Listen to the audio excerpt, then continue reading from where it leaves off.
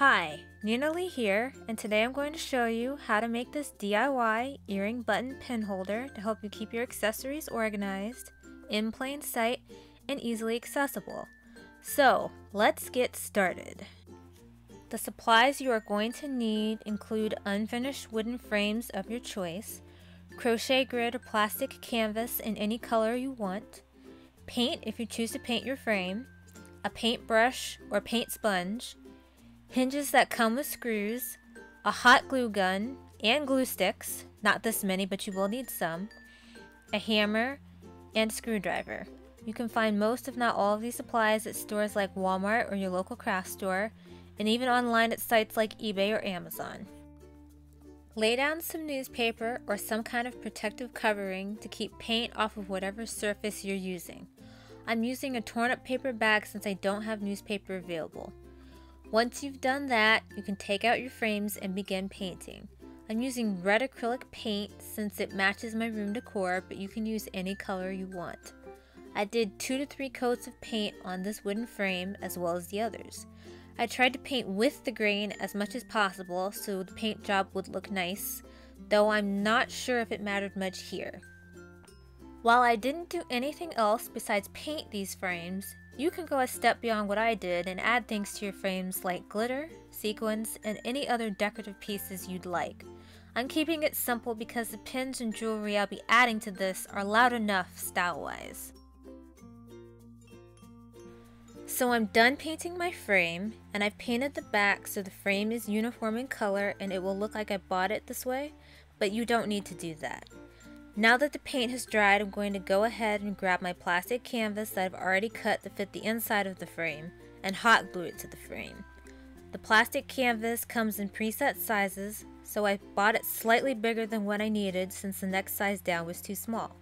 Then, I just measured the bigger pieces against the back of the frame and cut it to the size I needed.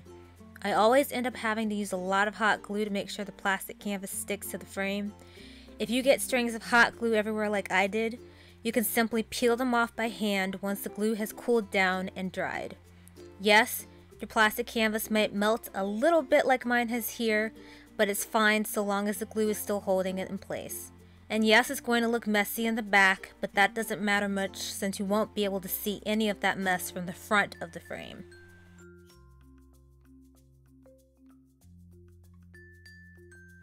Now you could stop at one frame and be fine, but if you're using multiple frames, you'll want to hinge them together in an accordion style.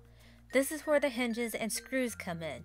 You'll need to figure out where you want your hinges to be on your frames, and make sure they measure up with the hinges on the other frames if you're using 3 or more frames. You can use a ruler or tape measure to help you get your measurements exact, but I'm just going by the hinges I've already screwed in. Make sure your hinges are placed based on whether you want the frame to fold in or out. It will make a difference in how you're able to display and or store the holder. Once you've figured out your placement, use a marker or pen to mark inside the holes where the screws will be placed. After that, take one of the screws and your hammer and hammer the screw slightly into each of the marks you made. This is going to make it easier for the screws to go into the holes when you screw your hinges in place, which is the next step. Now if you're like me and you find that after you've completed this step that your frames are not even when you set them down on any flat surface, you'll need to unscrew the hinges, remeasure and nail holes slightly above or below the old ones, and re-screw the hinges. It's a bit of a pain and you don't have to redo it at all if it doesn't bother you, but it bothered me enough to want to redo it. Once you are done with the hinges, your accessory holder will be complete. The last step to take is to add to it whatever earrings, brooches, pins, or buttons you want. The earrings along with the larger brooches and pins should be rather easy to place on the plastic canvas, but your smaller brooches and pins will be another story. The smaller your pins and brooches are, the more you're going to have to maneuver them a bit to get them to stay in place on the plastic canvas. But once you have them in place, they will stay in place until you remove them. So, as you can see, I have one frame with almost nothing in it besides some slide-on ear cuff earrings in the upper left corner. This will be a placeholder for some of my future earrings. Then on my other frames, I have my pins displayed by size, shape, and theme. One frame is filled with my smallest pins, another frame filled with some of my larger pins, and the final frame is filled with only the larger red plaid pins. You can organize your holder however you want, of course. This is just how I decided to organize and display mine.